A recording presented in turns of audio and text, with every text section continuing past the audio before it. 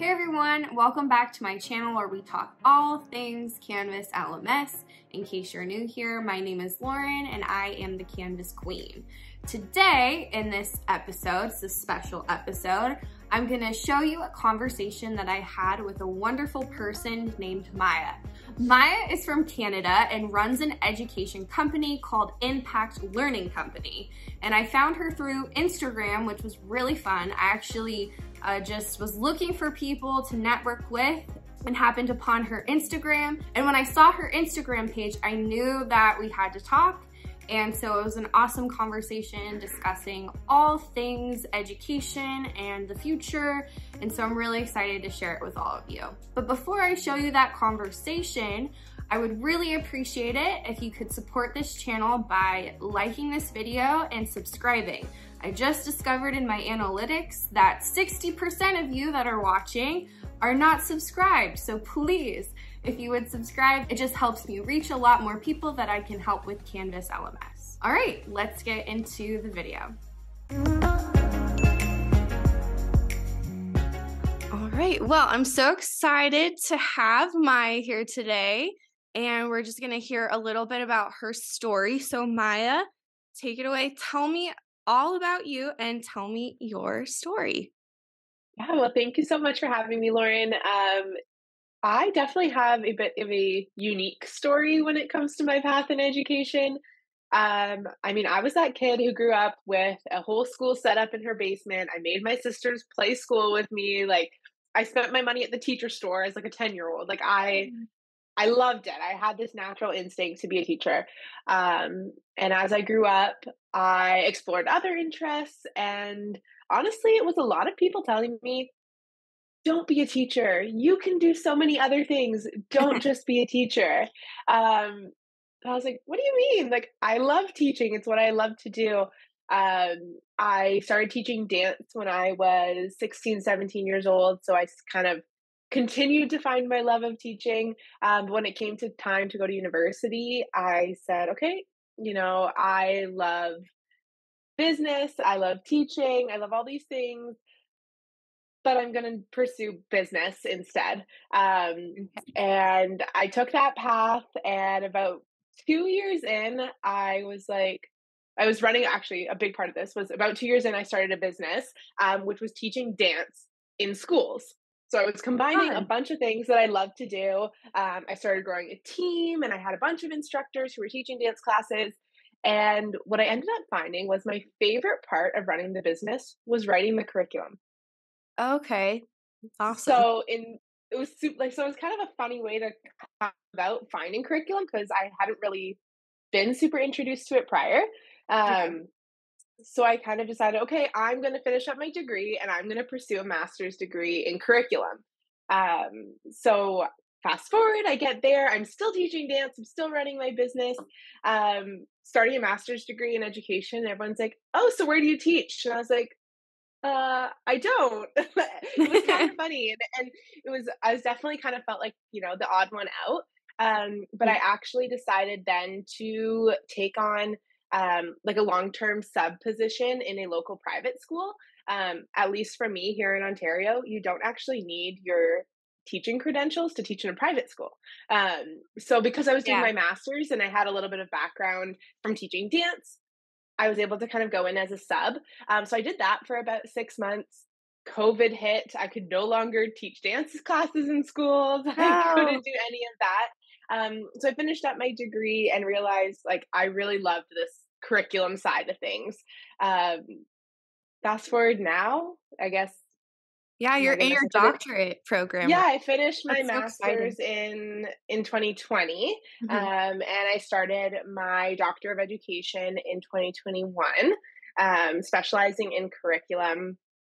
And through this process, I realized, there's a lot of people who actually need this type of support.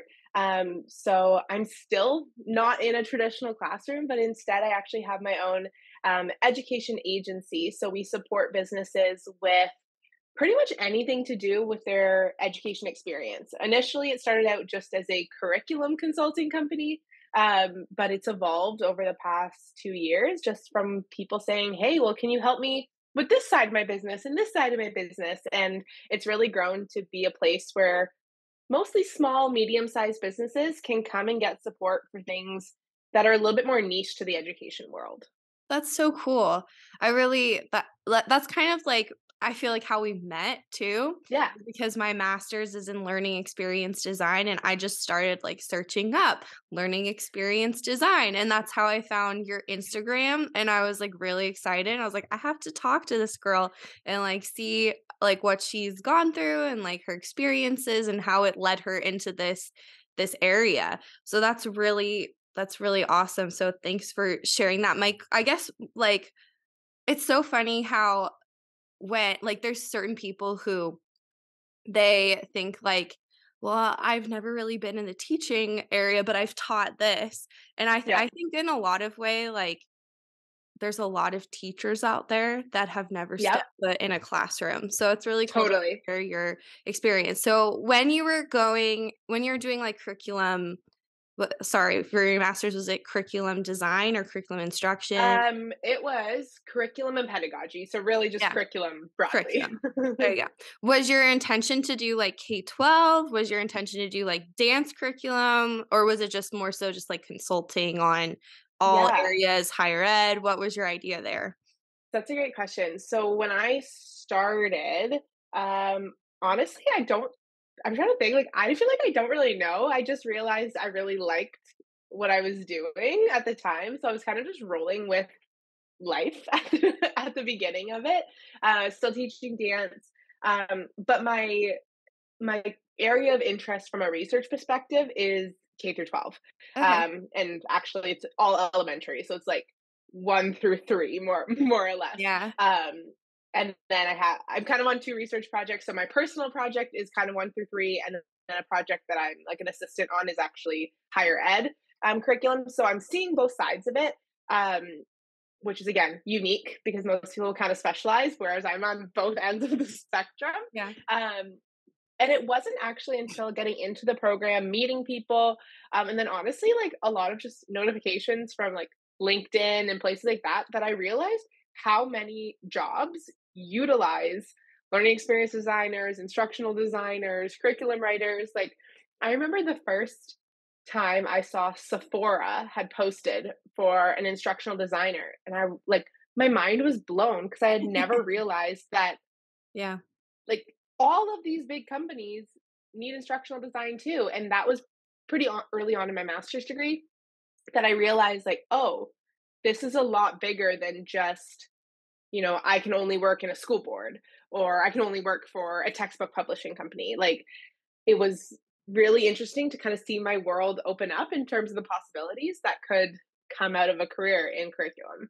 Yeah, I feel like a lot of programs, for whether you're curriculum, whether you're instructional designer, whether you're learning experience design, like myself, they're opening up more like areas. So mine is um, K-12, it's higher ed and corporate, and that's Okay. just like wild that like you said, you can go online and type in instructional design or learning design or learning experience design and you can find positions at Amazon, you can find Yep. positions They're any so cool. Like, I would have just never. And now when I talk to people that are kind of doing their masters or interested in kind of, they've got that background that, or they're interested in education, they've got a little bit of background, they're ready to get started. I'm like, just so you know, there's actually so much more than just in the classroom. Because I think so many people, and I'm actually giving a workshop about this at a conference in a few weeks, is how I think a lot of people don't realize the potential of education. We often think about education as, that thing we went through from K through 12 or post yeah, secondary. We don't realize that we really continue being involved in education throughout our whole career, just in different ways. But the basis of it, and this is kind of what my business helps people with, is that the basis of it is all just best practice, yep. right? So if you can figure out the best practices that worked when you were 5, you can probably recreate them and they'll work when you're 55.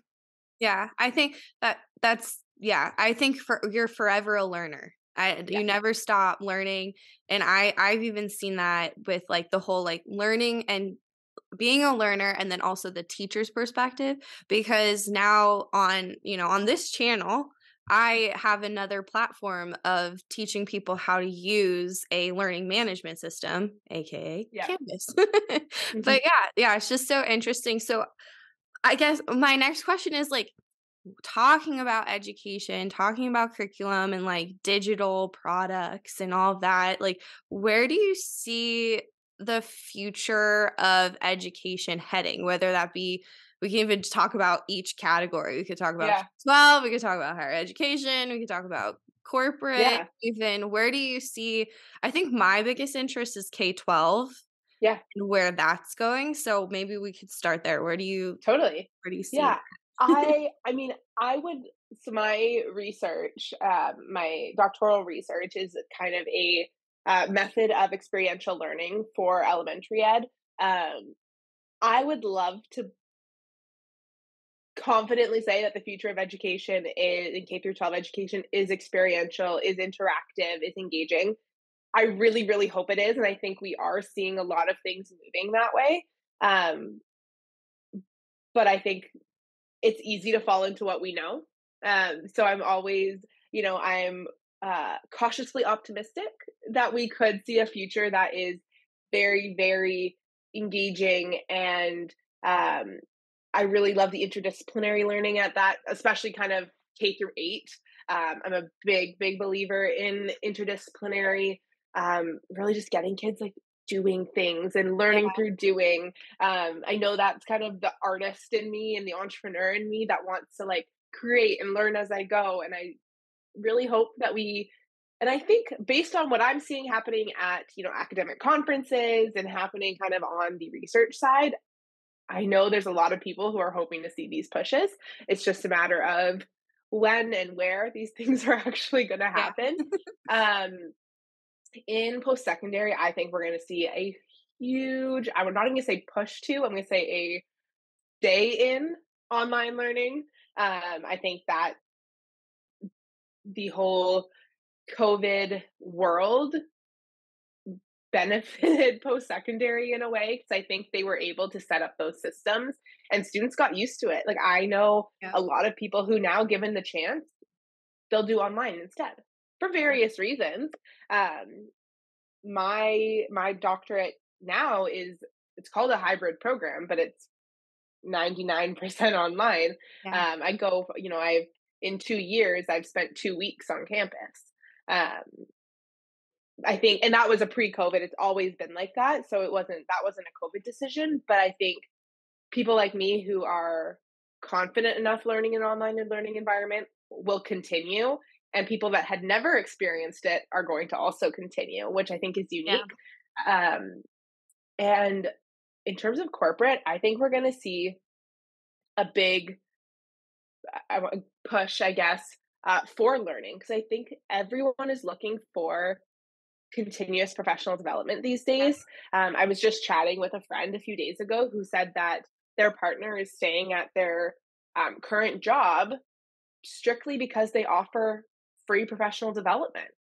Wow. So if you have the opportunity to get professional Yeah. development for a few years and then be even more qualified to leave and go somewhere else, like why wouldn't you? Like, Yeah. so I think that push, I think professional development is becoming something that people are really asking for. And I see that just in terms of even the clients I work with, of people are looking to, like, adults are looking to learn, whether that be through diplomas or credential programs or in house corporate training. Yeah, definitely. I think technology too and how much we've advanced Yeah. recently and like been pushed into Yep. that advancement from the pandemic has really like encouraged more like adults to like Yeah. obtain more information. Totally. Yeah, Well, definitely. and just, I think even just we've seen, at least in my life, I feel like there's a lot more adults that are technolog technologically literate now, Yeah. that maybe hadn't been before.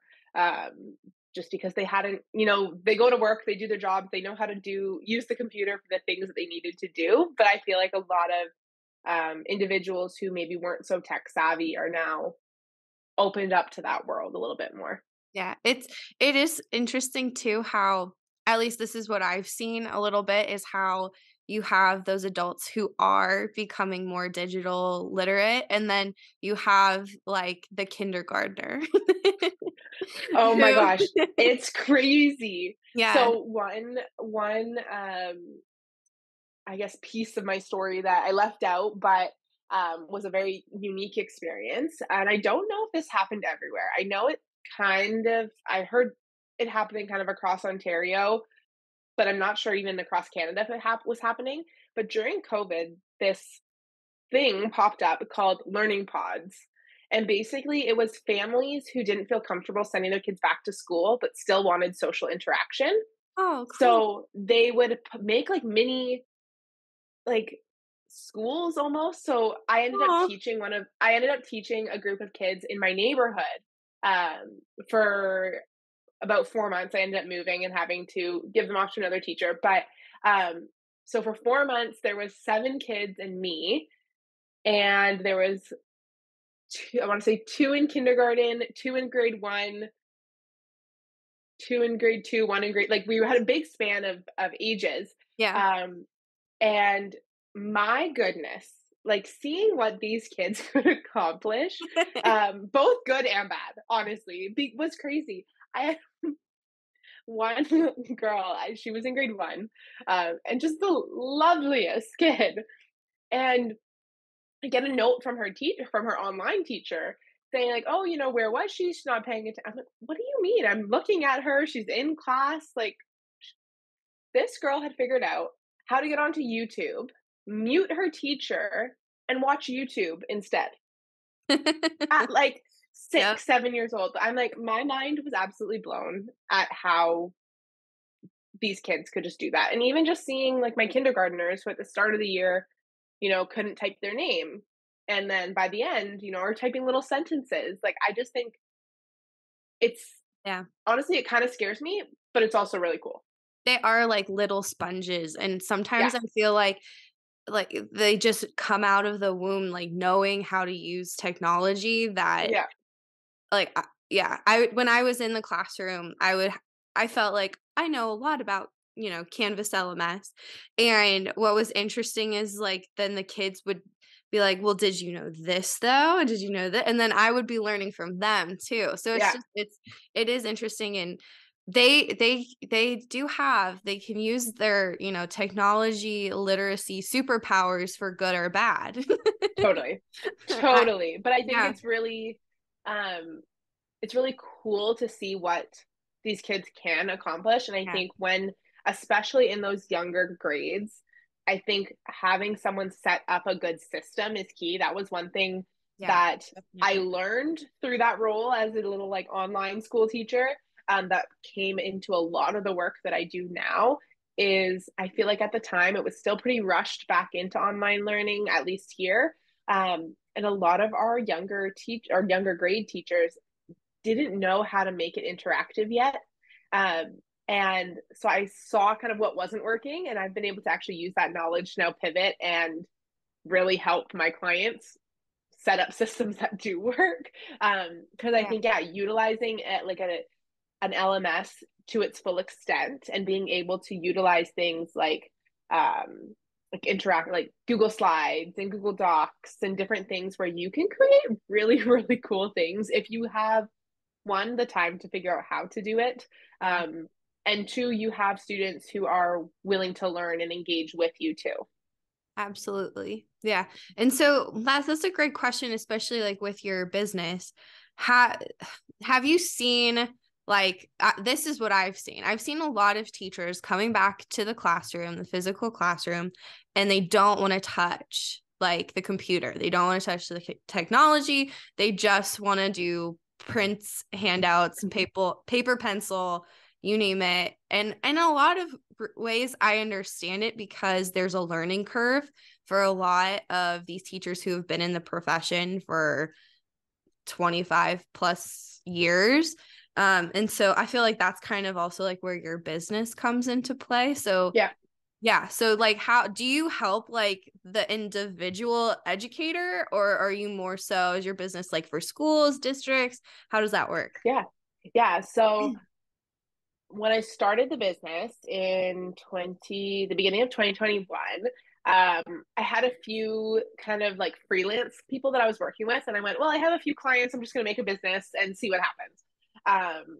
And at that time, I had like one university professor that I was working with, and then I had another like health and wellness professional that I was working with, all to help develop kind of more working in like a learning experience design role, kind of helping the bigger picture of what they were trying to accomplish. And then as time went on, I kind of realized that my audience was more so businesses than typical K through 12, because a lot of the time the K through 12 and even the universities have people either on staff or at the board level, they have someone in that role. So instead of trying to make a job for me where I didn't exist, I pivoted to kind of businesses. So now I'm primarily working with businesses who offer learning experiences. So I've worked with, for example, like a tutoring company. I've worked with a summer camp. I've worked with a professional development company who offers like leadership training. Yeah. So now I'm more so working with Very cool. experts in their field and helping them to either create or advance whatever they want to offer to their audience. So it's definitely a bit of a challenge. And it's a question that I get a lot on our social media, being like, so what do you actually do? And I'm like, and I've been our social media team, like when we meet, I'm like, okay, we're still getting this question. How are we gonna hit it home what we do? And I think it's also because it's so unique. No Yeah. one else is really like, when people are looking um for the work that we offer, they're typically kind of looking for a consultant. They're looking for that one person. And I'm trying to change the landscape a little and offer this kind of holistic business, so that someone could come to us and say, hey, I have this idea. I'm not sure how to turn it into a business, or I'm not sure how to bring it to life. Can you help me from idea to implementation? And I really want to become like that full cycle for someone, rather than me saying, okay, well, come to me for this and go to this person for this and the other person for this. It's kind of a one-stop shop. But totally, like, we could work with teachers, we could work with schools, we could work with boards. It's all within our area of expertise. We have just found that a lot of the time they already have personnel to deal with that, which makes it harder. And also, there's less budget in those places for external support. So going to businesses just kind of made more sense from a business perspective. Yeah, I feel like there is a lot of, when you're talking about like those positions that they like hire on, I feel like it's very evident in higher education. But then Yes. the K-12 area, they solely, well, I shouldn't say solely, because they do hire people to create learning experiences, or more so, I would even say not even learning experiences, but like, I guess like online curriculum. Yes. And Yes. Yes. Yes. yeah, and the teachers, again, there's that learning curve. And Mm-hmm. so they're like responsible for making this learning experience that's supposed to be super engaging and is supposed to help all of these students. And yeah, there's definitely in K-12, Yeah. there's need. There's a gap. Yeah. There's definitely Yes. a gap. Yeah. That needs to be met. And I think the problem is it's going to take acknowledgement from people way high up to understand that we need that support. And that's where it gets tricky, right? Is Yeah. you can ask for things, but if you're not asking the right people and the right people aren't hearing you, then it's kind of hard.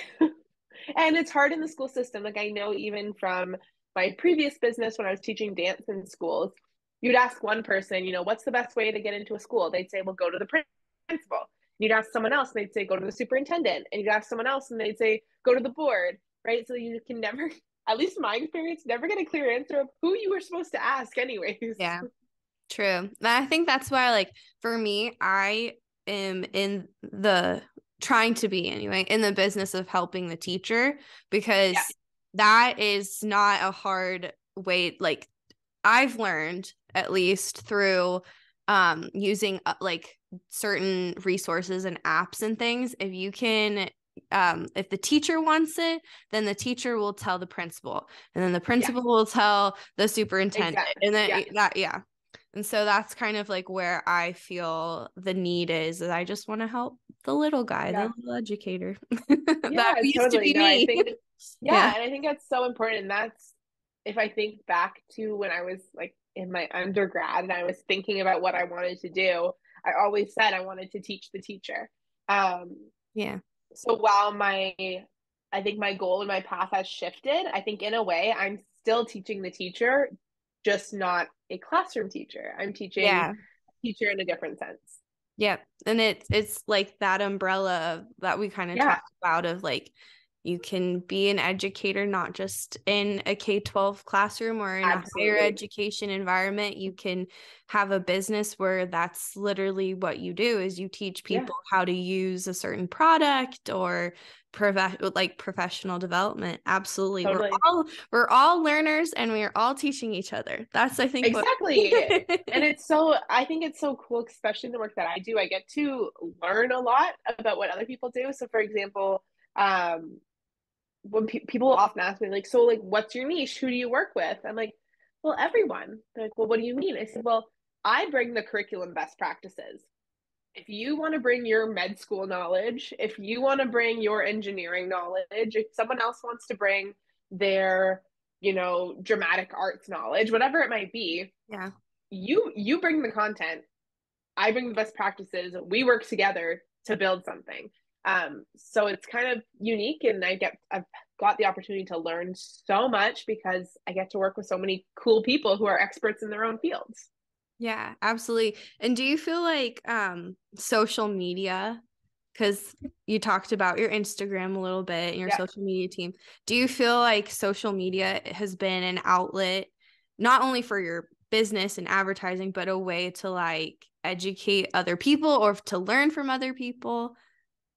Yeah, so I mean, for me, I think the biggest value on social media so far has actually been like building a community. I've made so many friends and had so many cool opportunities through being present on social media. So for me, that's been my number one. I would love to say that social media is the driver of all of my revenue in my business, and I post one post, I make millions of dollars. That's just not the case. A reality We're friend. not, yeah, we're not there yet. Yeah. But I think from a business perspective, showing up as if I am there has been really helpful. So we put out, I want to be putting out the same content whether or not I have 1,000 followers or 10,000 followers or 100,000 followers. So just trying to put out high quality content so that I am attracting the right people, and someone like you comes along and says, hey, like, this is great, let's chat, or hey, this is great, I want to follow along your journey, or Yeah. meeting with like some of my favorite entrepreneur friends that I have now are people I quite literally met off Instagram, which Oh, I just think is so cool. yeah. It's a great networking tool. Yeah. Absolutely. I've learned a lot, um, like from YouTube, and I've learned a lot from other people that I've made connections with, and it's just, yeah, it's great. Wow.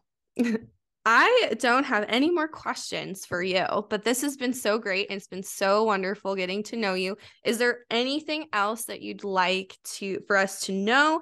Where can people find you on social media so they can go check you out and maybe hire you if Yeah. necessary?